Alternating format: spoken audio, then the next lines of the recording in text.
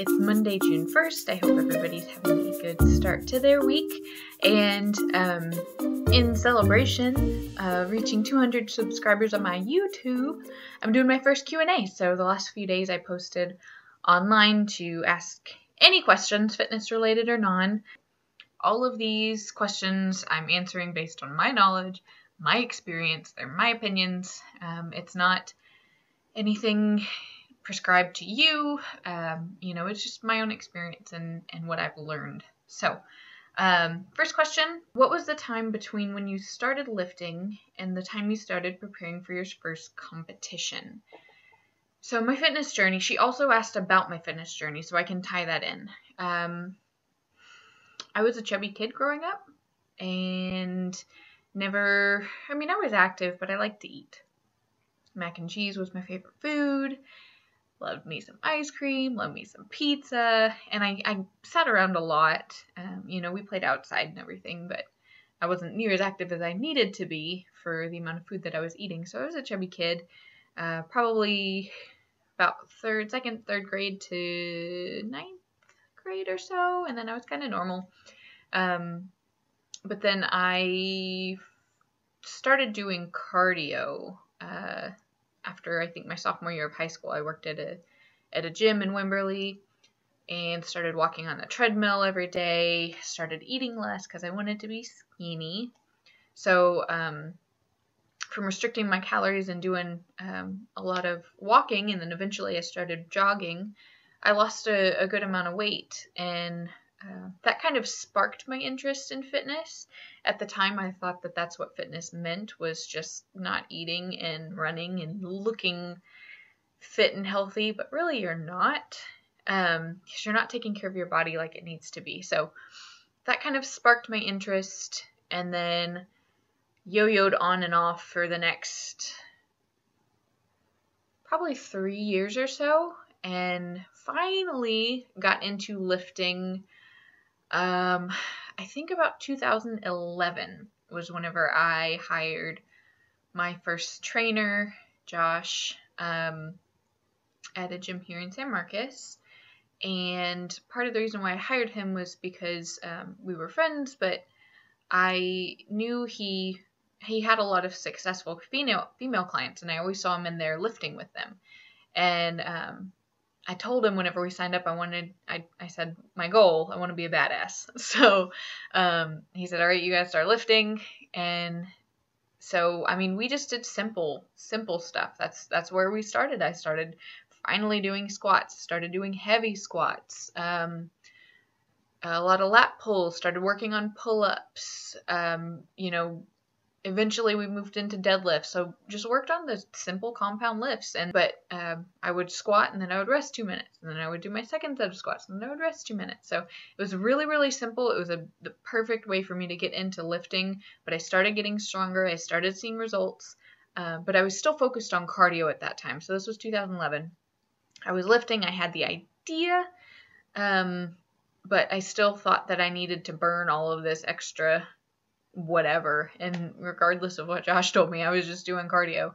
And I would do classes, I would do cycle, I would do kickboxing, I would do they had like a lifting class, which was more cardio, but I would do classes back to back to back, and then I was lifting 2 to 3 days a week as well. So I was still not eating enough, still doing too much, but that was the beginning of my lifting, I guess. So 2011 started lifting,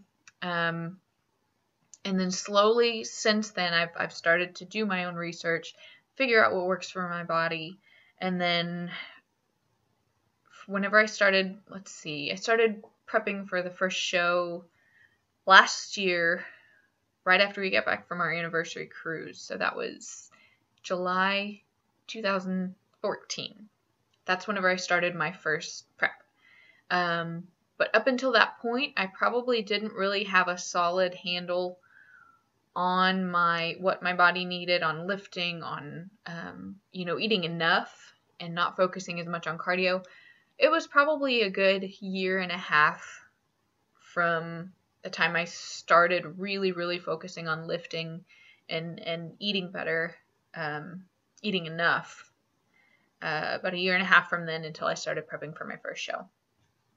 So that's about my fitness journey, and then that's about also, you know, how long it took me to get ready for my show. And then I did a 20-week prep for that first show, hoping to do a 20-week prep this time around as well. How do you cut your shirts into cute workout tanks? So I'm going to do this, but this will be at the end of the video. I've got my t-shirt right here, and then I'll show you guys how I cut those, but that'll be at the end of the video, so stay tuned. How much cardio do you do in prep? I know everyone has different needs, but curious about yours. Starting with this prep, I started out 3 days a week of HIIT, and that's high intense interval training. So it's not steady state. I prefer it, and I feel like my body responds better to it for the most part. Intervals. So I'll do a lot of circuit training where I'll go really, really hard for, a minute or so, and then I'll rest, and then go hard for a minute, and then rest, and then I burn my goal calories. So I started out 3 days a week, and I think my goal was 200 calories per session. And that was maybe 15 minutes. So 15 minutes 3 times a week is what I started out with. And recently I've got up to four sessions of HIIT at 250 calories each, which is about 20 minutes. So 4 20-minute sessions a week at this point. And then I'm having some thoughts about cardio as far as this prep goes, and I'll have that in my next contest prep update. So I'll update you guys on that. But for my last prep, I was about the same, and then as I got closer and closer to the show, my cardio was increased more and more. So I think up until I started working with Daniel, my contest prep coach, for the last, I think I worked with him for 8 weeks before my last show. Until I started working with him, I was doing, I think, four 25-minute sessions of HIIT a week, and then I was also jogging for 20 minutes one day, so I guess 5 days of cardio. And then as soon as I started working with him, he upped my cardio, and I was doing steady state in the morning, and then HIIT in the evening.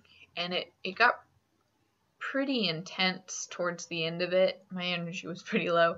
I was doing 40 minutes of steady state fasted cardio in the morning, 7 days a week.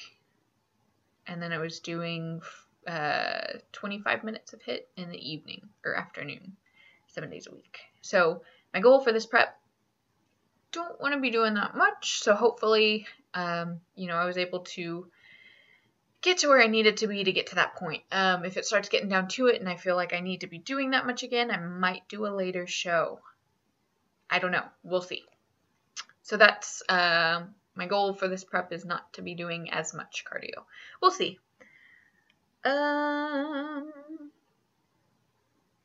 often do you refeed?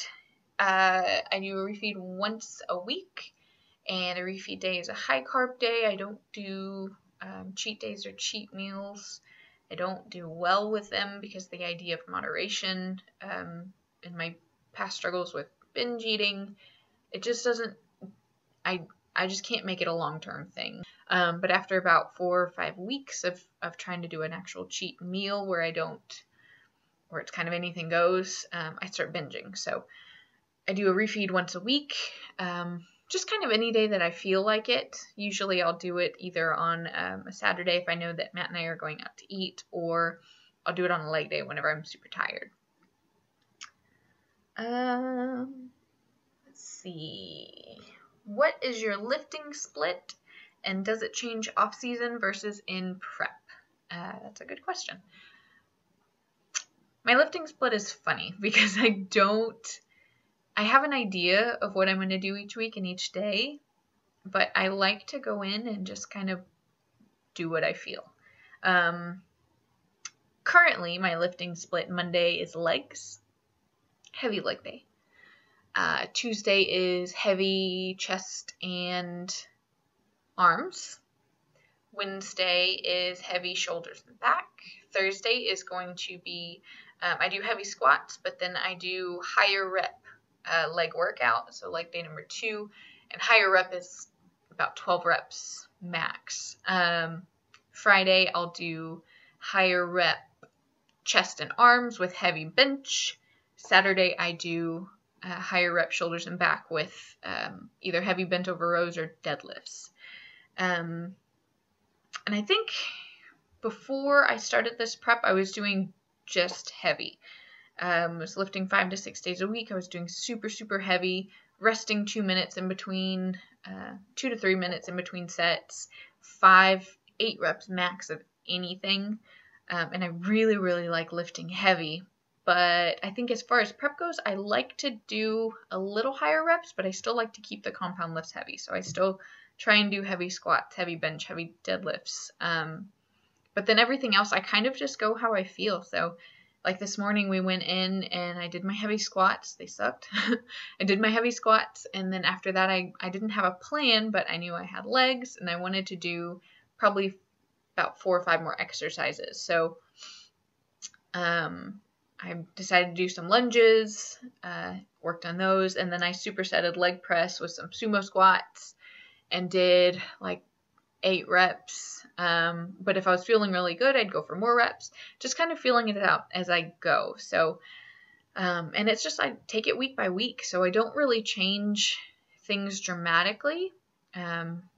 Just depends on how my body responds, how I'm feeling. If I'm feeling super beat up and, weights feel super heavy, I won't go as heavy, and I'll focus more on solid form with higher reps and just kind of getting a good sweat. So I really do enjoy it though. So I try and focus more on enjoying it than making, a complicated workout that I have to stick to, because I feel like if I have a rigid plan, it feels like more of a task to me and less of something that I enjoy. So I kind of like to go in and just feel it out as I go. What are your thoughts on DUP? So DUP, daily undulating periodization, is basically, this is put in very simple terms. I recommend doing some research on it, forming your own opinion, but it's basically high frequency training. So it's got an emphasis on doing compound movement several days a week. So if you want to work on your strength, you don't want to squat just once a week. To be honest, I kind of incorporate it into my own training routine because I do train body parts twice a week. But with that said, it's because I've been training for a while, and I've slowly built up to this frequency. So that style of training is definitely far more advanced. If you're somebody that's a very seasoned lifter, or you've been training for a while and are used to high volume or high frequency training, it might be something that you want to look into if you want to increase your strength and your numbers in the gym. But it's another thing that you do have to proceed cautiously, because there is possible room for getting burnt out or overtraining, because you are doing compound lifts several days a week. Some people do them 2, even 3 times a week. Like I said, these people have been lifting for years. I myself, I like the idea of it, because I do like to squat more than once a week, and I have been able to put on a good amount of weight on my bench and my squat since I've been doing them at least twice a week. But I do vary the rep ranges. So, one day on squat, I'll go in, say on my heavy day, and I'll do 3 sets at, 3 to 5 reps, very heavy weight. And then Thursday, I'll come back and I'll try to do 3 sets of, maybe 6 to 8 reps, slightly lighter weight, but focusing on being able to explode with that movement.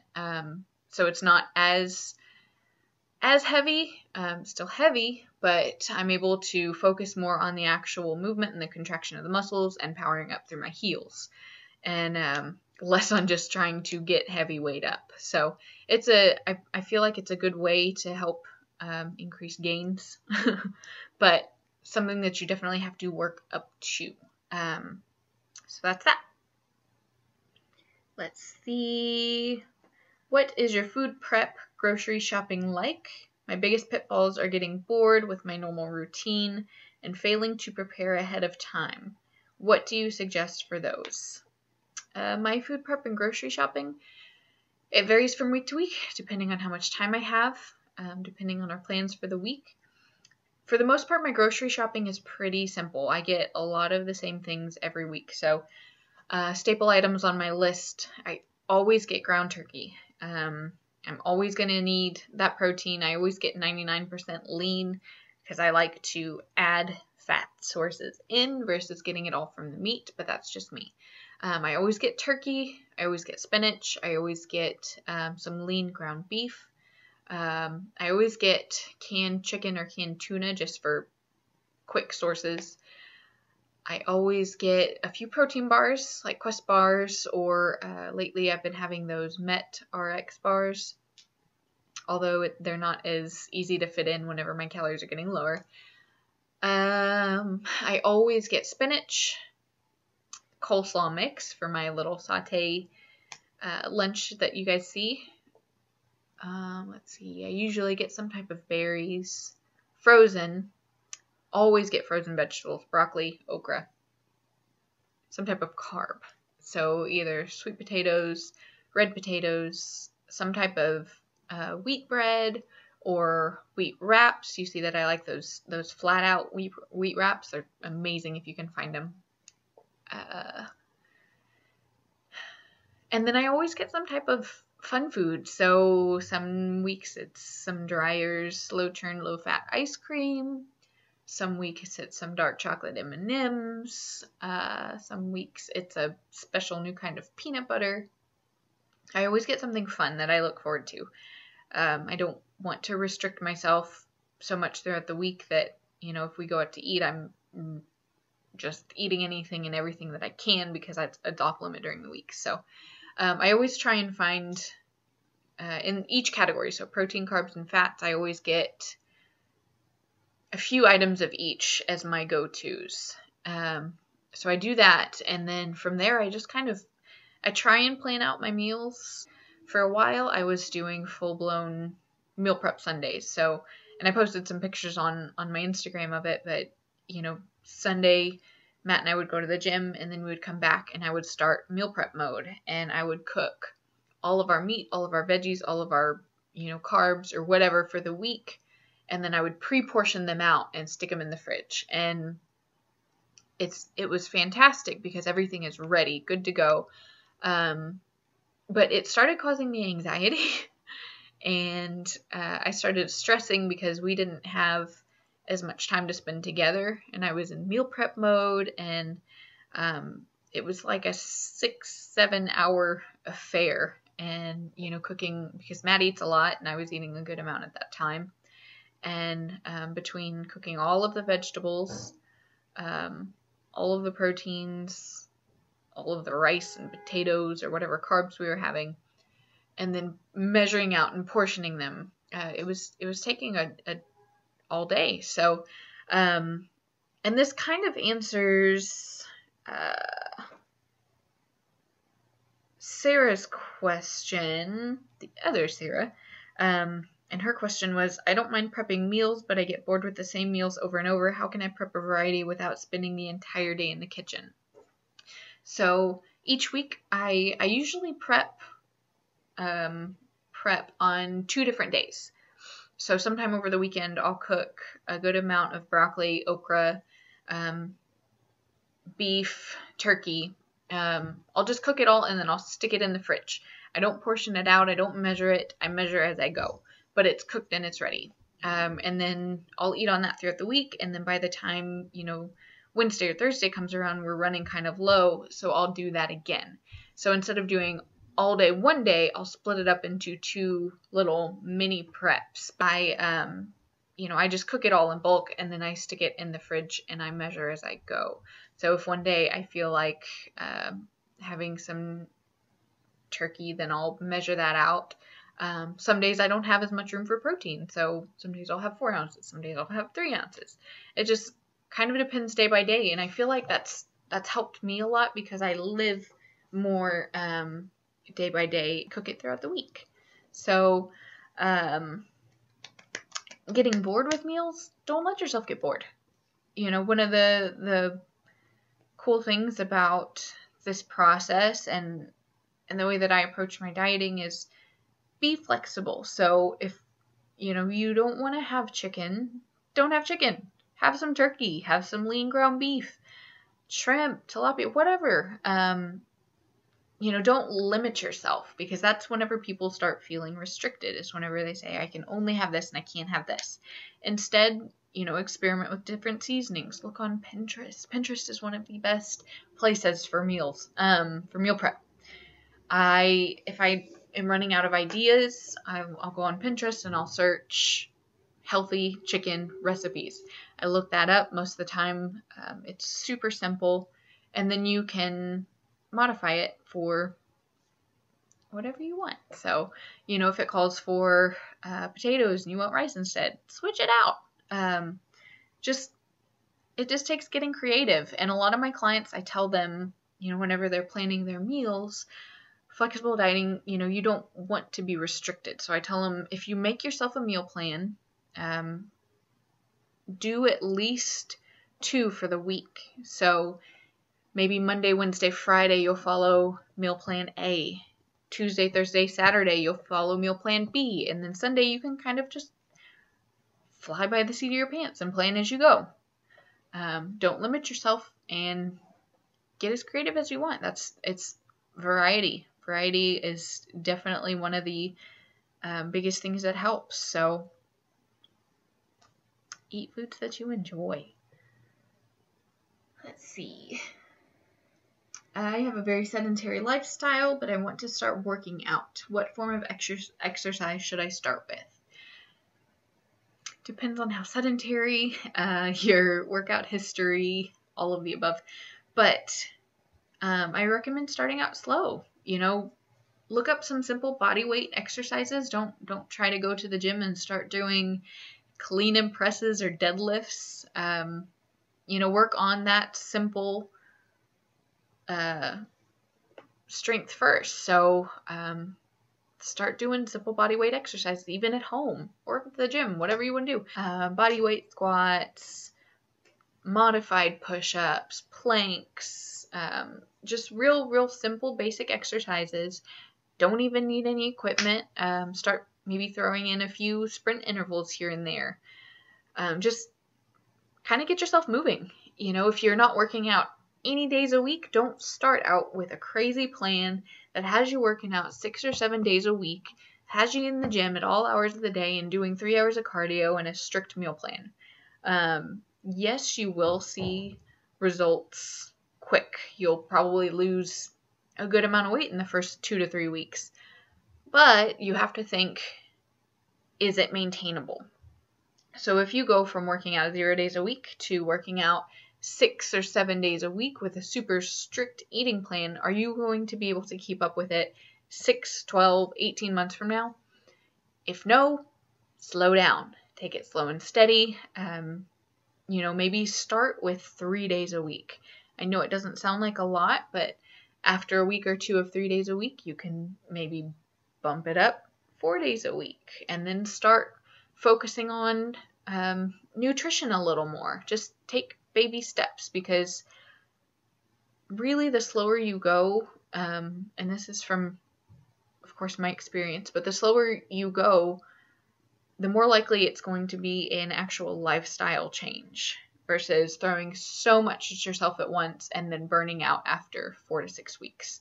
So I'd much rather take it slow and steady, slowly introduce different exercises in, different routines, different changes to your diet week by week, and they add up. So, like I said, just start simple.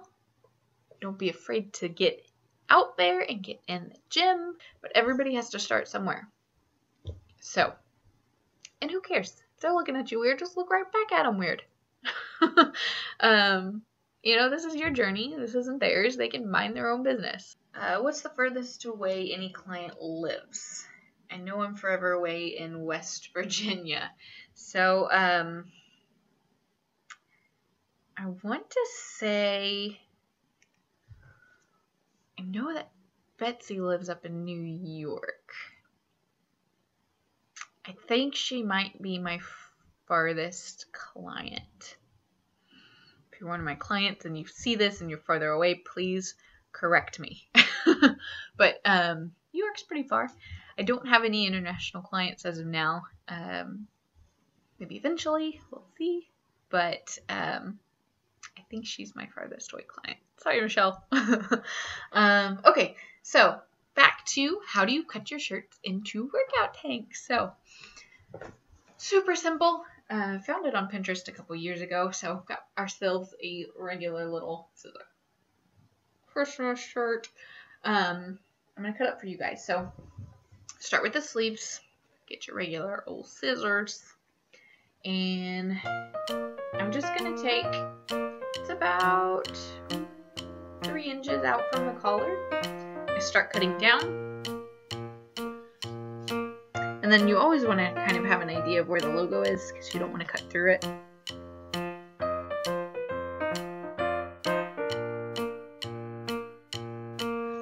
And then you just match the other side. Then next step, we're going to cut the collar off.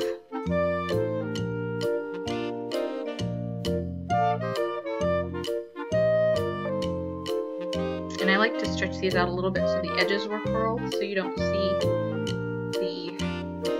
jagged edges from the scissors. Next, what we're going to do is we're going to cut off the seam of one of the sleeves. We're just going to grab part of the back, and thinking of normal workout tanks, how it's cinched in the back right here. I'm thinking about tying it at about that level. So grab both sides, make sure it's even, braid it together, like so. So you're just holding it together like this, and we're going to tie it.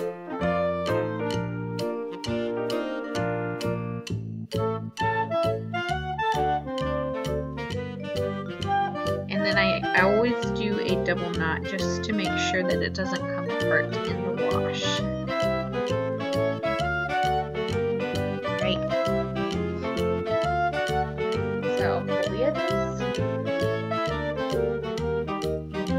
What it's going to look like.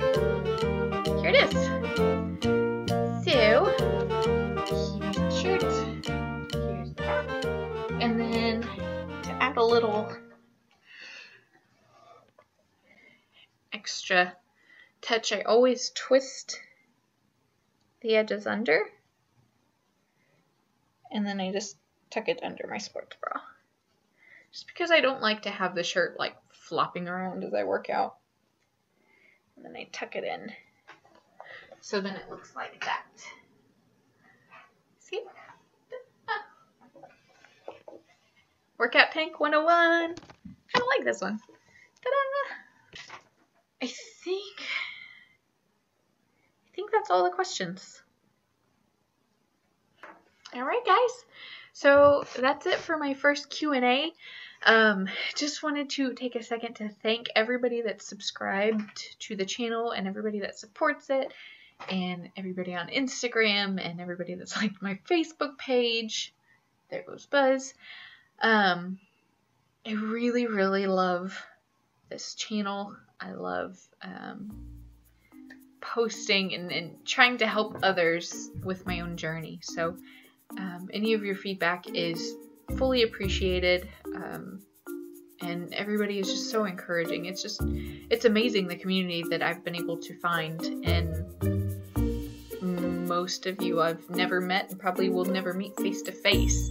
Who knows? I mean, that'd be awesome if we could, but I just wanted to say thank you. And you know, if you like this video, please hit that thumbs up so more people can see it. Comment below, let me know what you would like to see next. If you want me to do more Q&As like this video, I'll do another soon. I'm going to keep you guys updated on my contest prep, but I really, really appreciate the support. You guys are awesome.